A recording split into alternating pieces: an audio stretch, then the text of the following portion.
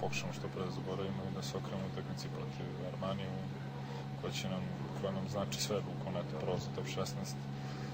Mislimo da ne bi bilo dobro kad ne bi to uspeli da odradimo. Pre toga sledi nam Cedevita, tako da sigurno i ta utakmica će nam dosta značiti ako smo dobili tamo na samopouzdanju, što na to poslednje vreme igramo loše.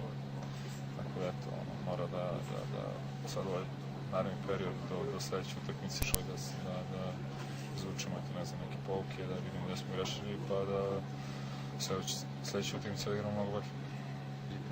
Pa sigurno da jeste, prilično imali smo, u jednom trenutku smo došli do 7 razlike. Dogovore što smo trebali da sprovedemo, u odbranu smo igrali stvarno loše, dozvoljavali smo im da igraju igru koju oni žele da igraju, tranzicijsku igru, kontranapade, tako da su oni u tom nekom brzom, neprošlom igrom lako stizali do poena. Mi smo hteli da odigramo nešto staloženije, da spustimo ritam utakmice, nismo uspeli.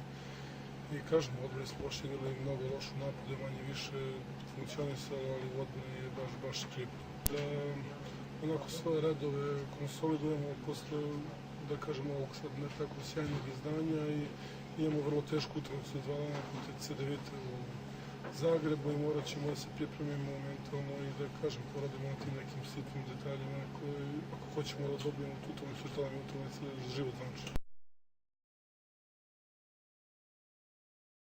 Pobjeda, da se igralo, da smo mi igrali na domaćem terenu sad i da tu se još nije izgubila utakmica, tako da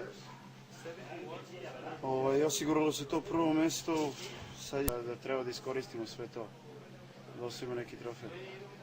Dobro, evo, kažem, ovih 5 minuta mi je bilo više da se uverim da mogu, jer sve vreme sam bio van terena i trenirao sa strane, tako da više mi znači ovih 5 minuta nego bilo šta je, da vidim da mogu normalno da igram, da me nije zaboljelo nigde.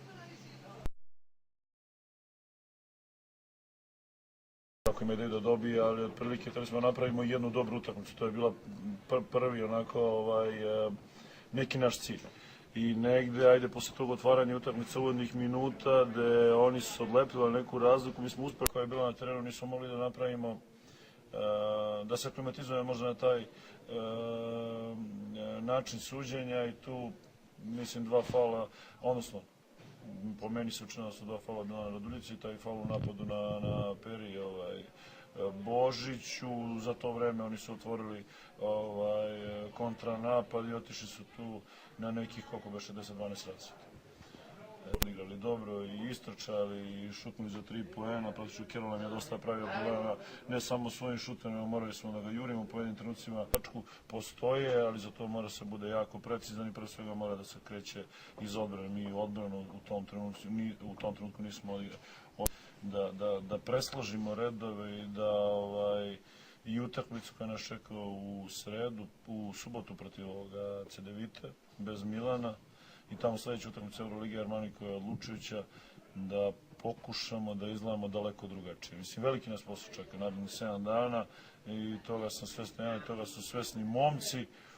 Moramo na toj utakmici stvarno damo 120%, jer, kažem, i Armani, ko siguran sam neće propustiti ništa slučaju, siguran sam da će ući jako motivisano i imaju razlog za to, kažem, uložili su veliki novac, sigurno da ne ispadnu u tom prvom delu regularnog dela Euroligi.